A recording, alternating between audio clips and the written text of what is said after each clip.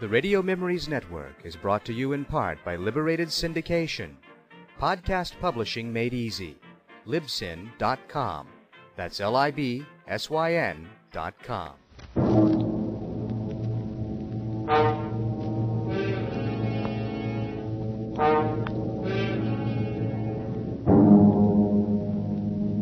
Are you upset with today's headlines? Worried about the high cost of living? Want to get away from it all? CBS offers you Escape.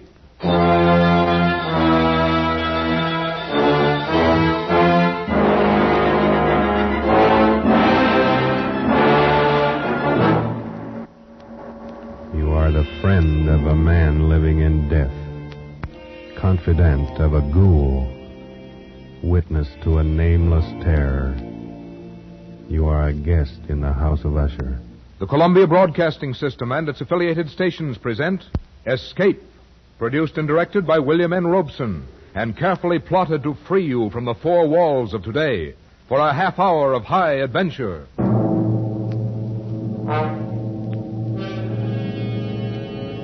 Tonight, we escape to a gloom-shrouded moor and a house where dread holds sway, as Edgar Allan Poe recounts it in his famous story, The Fall of the House of Usher.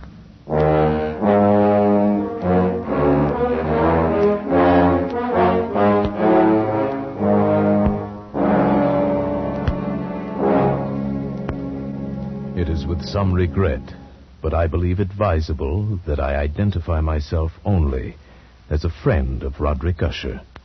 Certainly the last and perhaps the only friend of that unhappy man. Having only one sister, he was the last male descendant of the ancient house of Usher. Roderick had been one of my boon companions in boyhood, but many years had elapsed now since our last meeting. And so as I held his letter in my hand, not yet opening it, I reflected with no little sadness upon the devious fates that chart our courses and drive old friends away from one another. But then a sudden feverish and nostalgic curiosity laid hold of me, and with fingers made clumsy by their eagerness, I tore open the letter and read, My dear friend, my need of you has so far outgrown my pride that I'm going to request a favor which I realize full well may involve considerable inconvenience to yourself. For some time past, I have been suffering from an acute bodily illness intensified by serious mental oppression, if I may so call it. A horror which looms over me, a horror grown so great I dare no longer face it alone. And so, in all humility, and for the sake of years gone by, I beseech you to come to me at once, here to the family estate in the north. Should events conspire to prevent your coming, then only God may know the consequences. Your friend in desperation, Roderick Usher.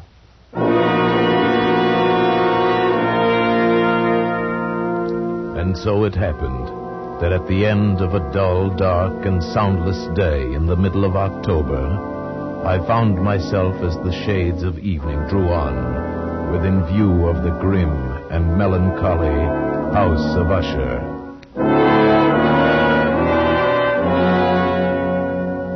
I confess that the first sight of the house, the fungus-covered walls of stone thrusting their crumbling ramparts against the darkening sky, rising out of the sullen, sluggish waters of the black tarn at their base, the bleak and vacant windows staring blindly, the bone-white trunks of decaying trees, these things filled me with a nameless and desolate terror, so that I reined in my horse and sat trembling, half fearing to cross the wooden bridge that led over the waters of the moat and up to the entrance of the house of Usher. Then impatiently I shook off this strange feeling of dread, and was an instant later clattering over the wooden bridge and onto the courtyard.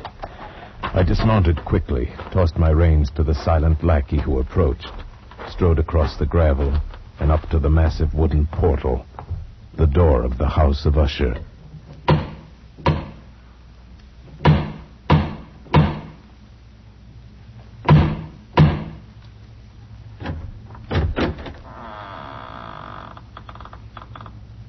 Good afternoon. My name is... I know.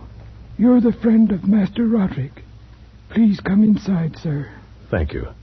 But may I inquire how it happens you know me? You have been expected for some time, sir.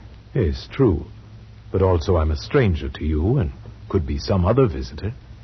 That you could be anyone other than the friend whom Master Roderick expects, sir, would be impossible.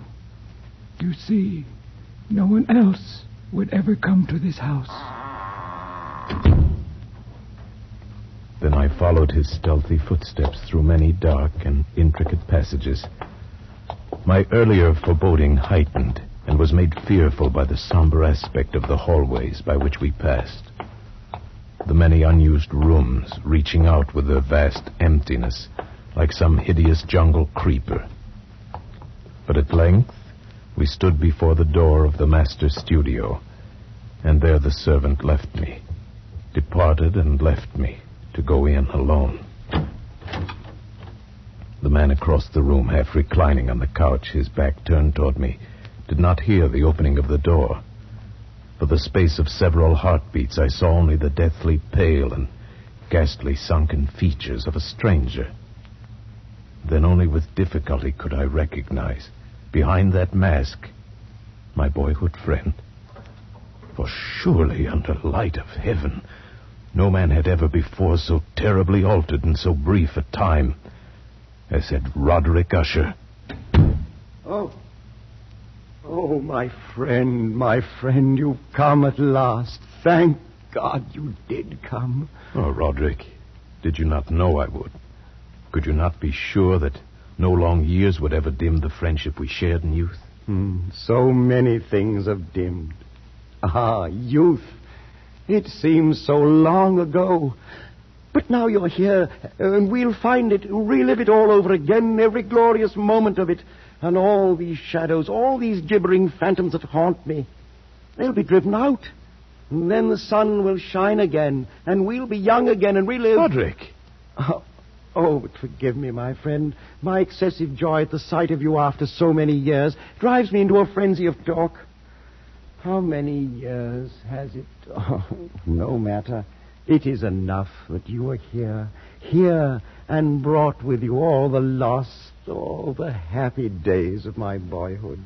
But I'd expected from your letter to find you in serious straits indeed. Instead, you seem in the best of spirits. You have the right to know. But in all frankness, here in your presence, I find it difficult to credit importance to those things which only yesterday filled me with terror. True, I've been ill. A nervous affliction, something in the nature of a family weakness, probably.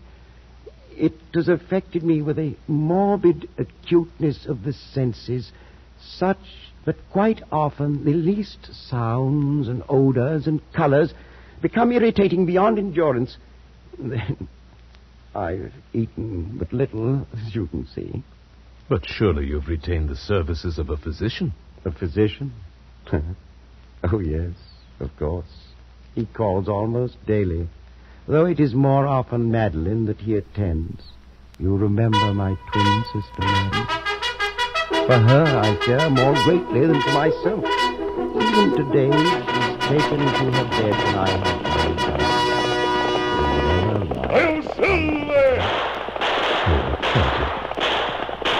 A fiery horse with the speed of light, a cloud of dust, and a hearty hi-yo but leave it for the Silver. present. The Leave Lone it Ranger. to dream of all those happy days we left so far behind. Everything will be different now that you're here. Do you remember when... This is the legend of a man and a horse. The happy and how they met. forgetfulness which The Roderick story found of the in my Lone coming Ranger was and his short-lived. great horse Silver. And in a few days he had sunk into a morose torpor, from which only occasionally with frantic difficulty Lone could you reach Ranger the and joy of Tonto our were first clipping the few worst hours of outlaw in the meeting. West. His name More was often, Butch his Cavendish. mental apathy was They had followed broken his by trail bursts for of many weeks, vicious until temper finally and they violent noticed that ill the humor, hoofprints of the outlaw's horse were bits I fresh. could only excuse on the to basis of Cavendish his now. illness. Yes, Tonto. He can't And be that far illness ahead. began in my mind Last time. to assume a Maybe most better we shoot mysterious inside. character. No, I want to take him alive. Being unable to divine its true nature from Steady there, Roderick's steady boy. heavenly offering, Over there. I took the liberty of questioning Tonto, the he missed physician me, but a he few shot days my horse. later. Get after him. I chanced to encounter him in a hallway. Tonto's horse was tired and no match in speed for the animal Cavendish rode. But The he outlaw continues escaped. to decline. Is that When not Tonto correct, returned Doctor? from the futile That would chase, seem to be the case. he found the Lone Ranger standing beside his dead horse. The illness A good which horse, has stricken Tonto. her, Loyal, is it the faithful, same as and that which brave. affects her brother But my Roderick? next horse I must may be venture faster. that it is. I wish that... Might I inquire the Tonto, nature of this We've heard illness? stories of a wild As horse. to a that, very I white am stallion. unable to say. Him seen near valley You over imply there, then that where Cavendish I have no goes. right to the We'll be on the information. lookout for the Not at wild all. horse while we follow I am Cavendish. confessing to you quite simply, sir. I do not know what afflicts Madeline and Roderick Usher. Tonto's horse carried the Lone Ranger's saddle, And his so saddlebags a and week bridle, passed. while the masked A man week and the in which Indian the continued sullen on foot leaden along the outlaw's skies trail. darkened into deep When they reached the top of a oppressiveness, hill, Look, Tonto. in which Roderick's they halted deathly suddenly pallor and and stared at creeping an mental awe-inspiring dissolution sight grew far more down in the apparent. valley. A week in which the They monstrous saw a great white atmosphere of this stallion in a ancient death fight with a mausoleum giant buffalo. began to crawl The horse was insidiously plunging, within my rearing, own charging and consciousness, dodging wildly, and the stirring sun into flashed from life his coat a as from a coat of formless, polished silver. unknown dread. He realized that this was the legendary white Then one stallion, evening, the one we ranchers were and sitting hunters in the had talked so vaulted much studio, about. Tonto, we while must the have that first horse. shadows I'll of try to night shoot the buffalo. began to flow together I'll get into closer before it's pools too of late. darkness. As he ran downhill, the Lone Roderick Ranger had watched been the battle. unusually The sleek troubled white during the stallion was day, nimble and and courageous, had been but his trying to strength find began to some wane. solace The by buffalo play charged on the again and violin. again. The splendid muscles Of a of the sudden, white there horse were came a slower knock in upon the responding. door. Then too slow. He was caught by the buffalo's charge. Stop it! White crimson Stop stained that his pure white infernal coat. pounding, Another charge. do you hear? The white horse Do saw you it coming wish and to he couldn't drive me dodge. He completely staggered and mad? fell. The Open monster the door drew and back come and in, lowered his come head for the in. death charge. It's the And then doctor. two Well, shots rang out. What is it? What do you want? The buffalo shuddered from the Master impact Usher, of the masked man's bullets. I regret that For I an must say instant, he this, stood motionless. but it is my sad Then duty fell. to inform you that your sister Madeline is no longer living. Madeline, my sister. Then she's dead. She breathes no more. Dead? And perhaps, my dear doctor, you can tell Cruelly me what battered and caused bruised, her the white death. stallion lay quietly Unfortunately, as the I Lone can only Ranger take bathed refuge his in the term wounds. heart During the failure. next several days, the Heart masked man and failure? the Indian cared for the injured horse. Then the wounds Yes, were closed, and the horse's of strength had course. returned.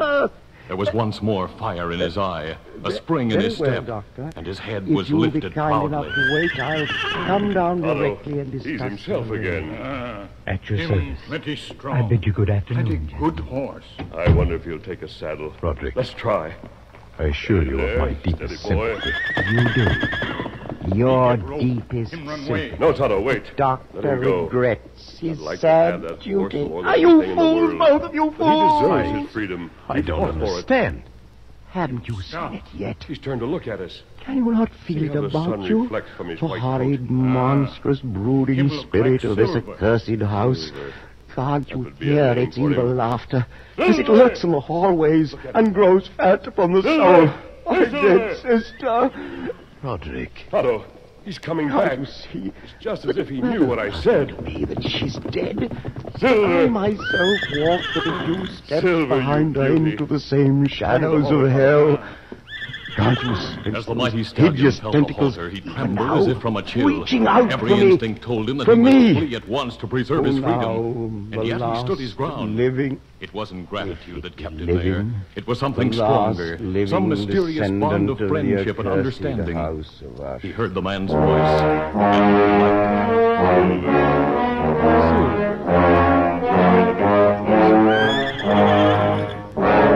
liked it. Now, Tonto, the saddle.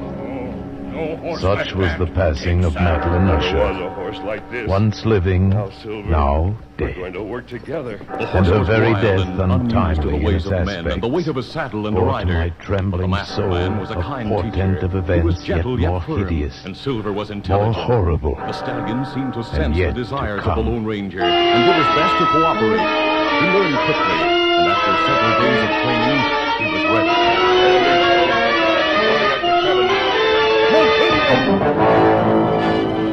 At a later hour of that same sad night, No hoofs had ever beat Roderick the came plains into like my those thundering chamber to hoofs of the voice great an horse intention Silver. so During the past morbidly few days, unnatural Cavendish had that gotten for the far away. moment I could The only masked feel man that and his Tonto trailed him tottering relentlessly reason had with at only a last minimum failed of him rest. entirely. Then you It took refuse? days to cut down the outlaw's lead, but at long last, I Cavendish tell you, came into view. before this night is over, the coffin body of my sister shall The mighty rest in stallion the vault responded with a beneath new this burst house, of and if speed. you will not help me, I shall do it myself. Cavendish fired wild shots over his I shoulder could until not his gun was stand empty. to think of His her horse, buried so out powerful and there fast, was no in match the for the dark charging Silver. graveyard. Fear and panic filled the outlaw's face. Among He the heard the dead. hoofbeats ever nearer, and then the masked man shouted. I want you, Cavendish. It's fantastic how little we know of death. The masked or man's life. avowed The doctor mission was says accomplished. she no longer The last of the Cavendish gang is was dead. captured to be tried by law and She punished was for his so crimes. lovely, But there were many my others sister. whose criminal plans were to be challenged by the Lone Ranger, Roderick, his faithful I Indian must companion keep Tonto, Madeline and his down. great horse Silver.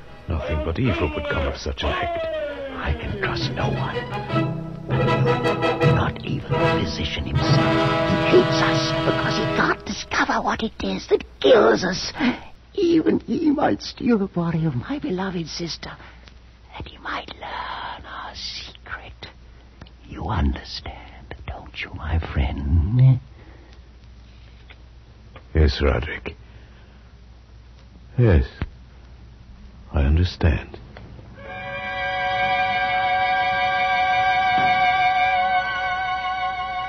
And so it came about. Near midnight, we two alone made our way to an upper chamber of the house. And taking up the black coffin between us, in the shuddering light of candles, we walked the tortuous passageways, slowly descended the curving stairs of stone, passed beneath the moldy level of the earth, forced open a massive and age-rusted door of iron, and stood at last, with our ghastly burden, in a subterranean, dank and musty crypt, underneath the house of Usher. Over here, my friend, on these trestles. Now, a trifle higher with the head. There. Oh, may you sleep in peace and dream, sweet sister, from I who tread the same path soft behind you. Come, Roderick. The thing is done. Oh, wait. Stay a moment. We've not yet affixed the coffin lid. See? I've left it loose so it can be turned back. No, I beg you. A last farewell, no more. Look. Is she not beautiful? Yes, she was very beautiful. Was? Yes, of course. The look of her confused me. But do you not see it, too? The warm glow of the cheeks, the eyes shut softly, those lips half parted. Does it not seem that she may rise up and speak to us at any moment? This gruesome place inspires those morbid fancies. Morbid fancies? But now dead she seems to live, and living seems already dead. Man, you seek out madness. You court it with your very thoughts. And if I do, what matters? What value can there be in reason without the hope of life? Dead, you say to me, she is dead. But what certainty? Why not with equal reason say instead she lives? And that I, the last of Usher, am the one who is already dead.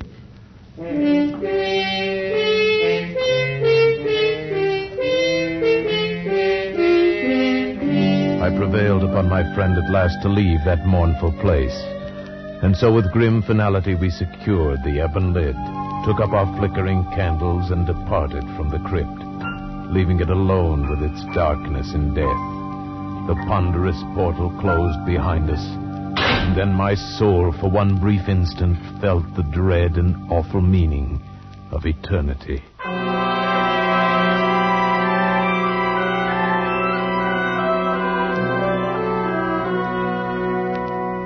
There followed then a week of such dreary gloom and melancholy that my own spirit quavered at the menace of the nameless thing enshadowed in that house. By perceptible degrees, the living soul of Roderick Usher flickered lower. More ghastly grew his pallor, more tremulous the extremity of his terror.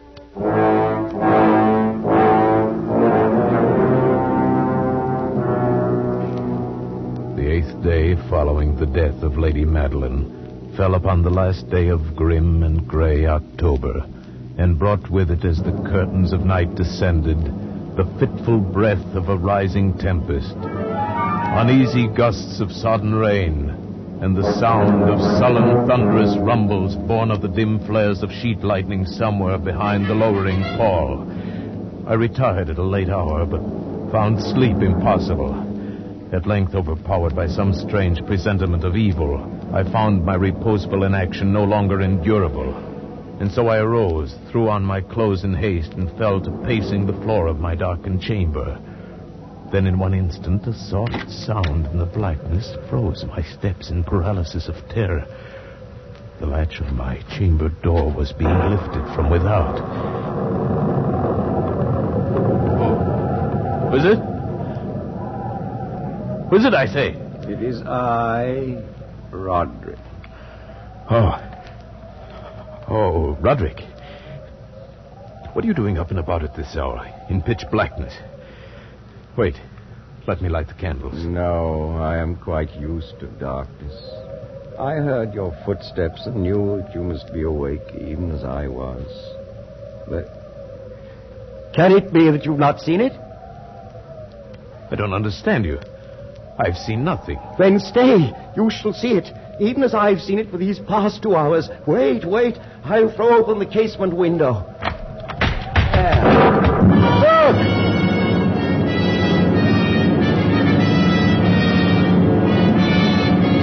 It was indeed a tempestuous yet sternly beautiful night, and one wildly singular in its terror and in its beauty. The exceeding density of the clouds which hung so low as to press upon the turrets of the house did not prevent our perceiving the velocity with which they flew careening from all points against one another. We had no glimpse of the moon or stars, but terrible to behold, the undersurfaces of the huge cloud masses, as well as all terrestrial objects immediately around us, were glowing in the unnatural light of a faintly luminous and clearly visible phosphorescence, which hung like a shroud about the mansion itself. You see, my friend, tonight the thing grows bolder, gathers strength from the storm and from the dead soul it's eaten. No, Roderick, you must not look at this. Here, I shall close this window and pull these curtains. And now, candlelight. Such darkness is the very mother of evil fear. There. Now come, sit here. Suppose I read aloud from some book or another. As you wish. I presume it matters little which. Oh, here. Here is a volume of The Mad Tryst by Canning. Will it serve? As you said, it matters little. I've always found the scene to be quite entertaining, wherein Ethelred dreams of fighting a dragon. Now, let's see. Oh, yes. Here it is. And so Ethelred waited no longer to hold parley with the hermit who mocked him from inside the hut, but feeling the rain upon his back and fearing the rising of the tempest, uplifted his axe and quickly made a hole in the plankings of the door for his gauntleted hand. And now, pulling sturdily, he so cracked and ripped all asunder that the noise of the dry and hollow-sounding wood alarmed and reverberated throughout the forest. Why do you stop? Why, that's That's strange. I fancied I just heard the very sound I read about. Let us say it was caused by the storm. Pray continue. Oh, yes, the storm. Of course. But Ethelred, upon entering the door, was amazed to perceive no sign of the evil hermit, but instead a dragon of prodigious and scaly demeanor, which sat on guard before a shield of shining brass. And Ethelred uplifted his axe and struck the head of the dragon, which fell before him with a shriek so horrid and harsh, like whereof was never before. What sound is that? Sound? The shriek of a dragon, my friend. Read on. Very well.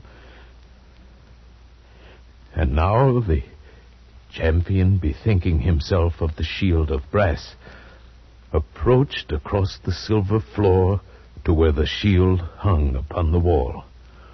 But the shield, not waiting for his coming, loosed and fell upon the silver floor with a mighty great... Roderick, I tell you something moves within this house. That sound, it reverberated through the very walls. Can you tell me now you did not hear it? Hear it now? Oh, yes, I hear it and have heard it. Long moments, hours, many days have I heard it. Yet I dared not speak. But why? Do you not know we put her living in the tomb? I tell you now, I heard her first feeble movements in the coffin many, many days ago, and I felt then it mattered little. But now she comes to upbraid me for my haste. And that last dread sound, yes, I heard it, the opening of a metal door to the crypt beneath the house. Now she comes here.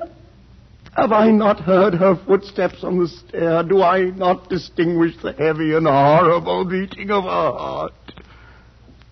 Madman that I am, I tell you that she now stands without that door. But even now she opens it. There in the flickering light of candles, in the gloom and curtained doorway, stood the shrouded body of Lady Madeline. For one shuddering instant she swayed there. Then as Roderick uttered a single piteous cry, she fell upon him in violent and now final death agonies, and bore him to the floor, a corpse.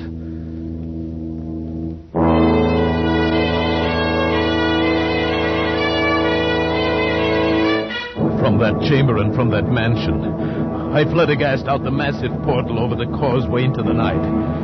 Suddenly there shot along the path a wild light. Then I looked back in heightened terror, for the vast house and its shadows were alone behind me. The baleful gleam came from the setting full and blood-red moon, which now shone vividly through a widening crack in the walls of the house itself, and even as I gazed, its vision opened rapidly. There came a fierce breath of the tempest. The entire lunar orb burst at once upon my sight. My brain reeled as I saw the mighty walls rushing asunder.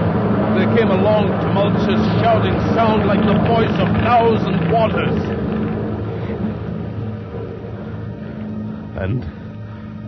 And the dark, deep tarn at my feet closed sullenly and silently forever over the pitiful ruins of the ancient house of Usher.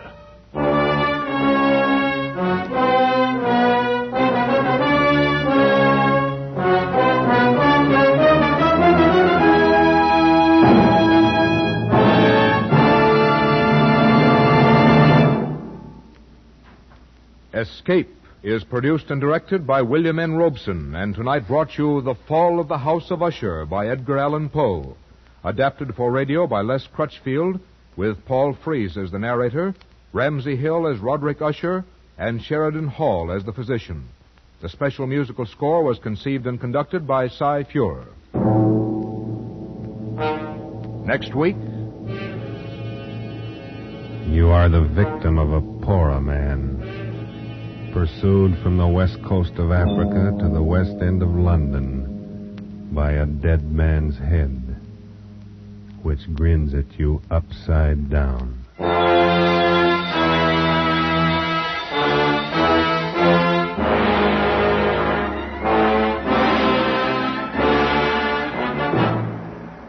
Next week, Escape with H.G. Wells' gripping story, Pollock and the Poorer Man.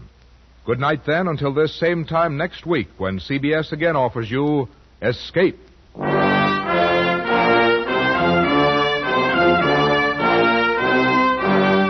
This is CBS, the Columbia Broadcasting System.